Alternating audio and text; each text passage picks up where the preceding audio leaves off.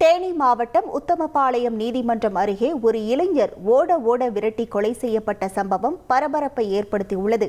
இந்த பகுதியை சேர்ந்த பைனான்ஸ் தொழில் செய்யும் பிரசாந்த் என்பவர் உத்தமபாளையம் நீதிமன்றம் அருகே உள்ள முனீஸ்வரன் கோவிலுக்கு சுவாமி கும்பிட சென்றபோது இவரை வழிமறித்த ஒரு நபர் சரமாரியாக கத்தியால் குத்தி தாக்கியுள்ளார்.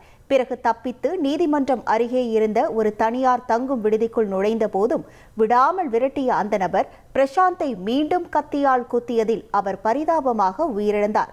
இதுகுறித்த தகவல் அறிந்த உத்தமபாளையம் போலீசார் உடலை கைப்பற்றி பிரேத பரிசோதனைக்காக தேனி அரசு மருத்துவக் கல்லூரிக்கு அனுப்பினர்.